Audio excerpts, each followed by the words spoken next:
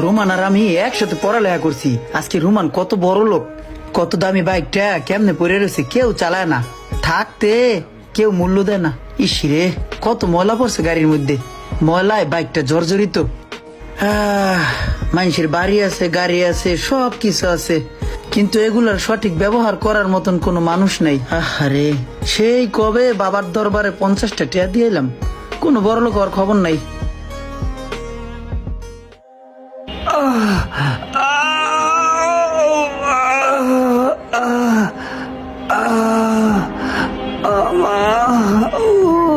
বন্ধু, বাইকটার এমন করে অযত্নে ভালো রাখছিস কি লিগা? তোর বাইকটা যে কত সুন্দর, তুই একটু চালাস না, সারাটা দিন পইরা থাকে, ময়লা পইরা রয়েছে বাইকের মধ্যে। আমার যদি এই বাইকটা থাকতো, আমি দিন রাত 24 ঘন্টা এই বাইকটা চালাইতাম। তোর কত বড় বাড়ি, আল্লাহ তোর কত টাকা পয়সা দিছে, কত শান্তিতে তুই থাকোস, আলিশান জিন্দিগি পার করতাছস রে বন্ধু। আর আমি এই খরাতেই রয়ে গেলাম। আমার জীবনে না আছে টাকা, না আছে সুখ, না আছে শান্তি, খরাতির মতনই রয়ে গেছি। এক বাবার কাছে গেছিলাম এই টাকা পয়সা অনেক লিগা। আমি জানতাম ওই বাবার কামে কিচ্ছু হবো না, কিচ্ছু নাই। এই খরাতি রয়েছি, আর উল্টা 50টা টিয়া গেছে। তুই তো তোর কথা কলি, আমার জায়গায় তুই নাই। টাকা পয়সাই সব সুখ না, টাকা পয়সা কিচ্ছু না, সুখ অন্য জায়গায় রে। তুই ওটি বুঝবি না, আমার ভালো লাগতেছে না, তুই যা, তোর লগে পরে কত কম নে যা। তো সুখ কোথায়, কয়ে যা আমার। ওই রুমান, সুখ কোথায় আনছে? এই রুমান, সুখ কোথায়, কয়ে যা আমারে খুঁজমু, এবারে কয়ে যা। তাহলে পাগল নেই, টাকা পয়সা আছে, ধন সম্পত্তি আছে, তারপরও বলে সুখ পায় না, পাগল।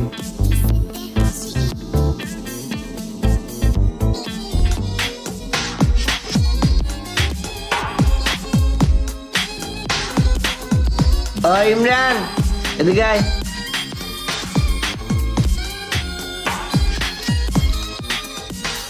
কি হয়েছে, ডাকছিস কে? কি করস? কাম করি 10 বছর। কাম করস? আচ্ছা হন, হ্যাঁ। তুই তো সেদিন আমারে কি কি জানি কইছিলি, বুঝছস? তোর কথা আমি ঠিক মতো শুনি নাই। বন্ধু, একটা কথা কি জানোস? আমার টাকা আছে, পয়সা আছে, বাড়ি আছে, গাড়ি আছে, সব কিছু আছে, আমি যা চাই তাই করতে পারি, কিন্তু আমার না ভিতরে সুখ নাই, শান্তি নাই। লাউড়া কটাও কি, বাড়ি আছে, গাড়ি আছে, টাকা পয়সা আছে, ধন সম্পত্তি আছে, আর বলে সুখ নেই, একটা নচলা শুরু করছে হাজির। আচ্ছা শোন, তুই না কইছিলি যে তোর টাকা পয়সা দরকার, তোর অনেক লাক্সারিয়াস জীবন দরকার। তাইলে এখন থেকে আমার যত কিছু আছে সব তোর, আর তোর যত কিছু আছে সব আমার। রাজি আছিস? রাজি মানি 100তে 100 রাজি আছি বন্ধু। আমার তো কিছু নাই, তুই কি নিবি আমার কাছে কোন? আমি যে কাম করতেছিলাম ওখানে যাই কামে লাগে পর, আর তোর জিনিসপাতি গুলো আমার বুঝাই দে। মনে রাখিস, আর কিন্তু ফেরত দিব না। না, আমার জায়গায় তুই গেলে তুই তো ফকির হয়ে যাবি, ফেরত নেওয়ার কিছুই থাকবো না। আর কোনোদিন কিন্তু ফেরত নিতে হবে না কিছু। তুই আন খয়রাতি, তোর কাছে আমি কিনলে গামু, তোর সয় সম্পত্তি যেহেতু আমার দিয়ে দিস, আমি আন বড় লোক, তুই আবার ভুলো আমার কাছে আইস না ফেরত নিতে। ঠিক আছে, যা।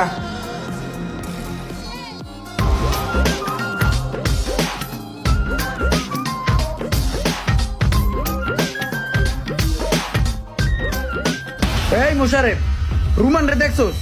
দেখছিলাম, সকালবেলা বাড়ির সামনে গেছিল। কে, কি হয়েছে? আরে সমস্যার কথা আর কইস না রে ভাই, ওর জীবনের লগে আমার জীবন এক্সচেঞ্জ করছিলাম। আমার জীবন তো আসলে গরিব জীবন, ওর তো জীবন বড়লোক জীবন। ওর জীবনে যে এত সমস্যা ভাই, এইটা আমি বুঝি নাই। আমার কিডনির করে ব্যথা করে, আমার মাজা টান করতে পারি না, মাথার মধ্যে চিনচিন করে সব সময়, আমি কিছু খাইতে পারি না। ডাক্তারে কইছে তুই 17টার খাউন খাবি। প্রতিদিন আমি 17টার খাউন খাই। আগে পান্তা ভাত খাইতাম এক বইরে, কত সুন্দর ঘুমাইতাম, কাম করতাম, শরীরটা সাঙ্গা, কত শরীরটা সাঙ্গা সাঙ্গা মনে হইতে, না টান করতে গেলে এই জায়গায় টান খায়, কুস্কির করে রক টান খায়। রুমান রে যাই আমার জীবনটা ফেরত দিয়ে, যা যা, সামনে যা, পাবি। তুই তাই। কি হয়েছে, কি কবি? এইলো তোর গাড়ির চাবি, আর এইলো তোর গাড়ি। ভাই আমার জীবন আমার ফিরে দেয়, আর তোর জীবন তুই লয়ে যা। তোর এই বড়লোক জীবন অনেক অভিশপ্ত, বালা না, বড় ব্যথা বড় জীবন তোর, ব্যথায় ব্যথায় আমি ব্যথিত হয়ে গেছি। আমি আর এই জীবন সহ্য করতে পারতাছি না রে বন্ধু। তোর এই জীবন আমার লাগবে না, এই জীবন আমি নিব না আমি। ওই লাগবো না করলে তো চলবো না ভাইয়া। তোমার তো আমি কয়ে লইছি যে তুমি কিন্তু আর কোনোদিন এক্সচেঞ্জ করতে পারবা না।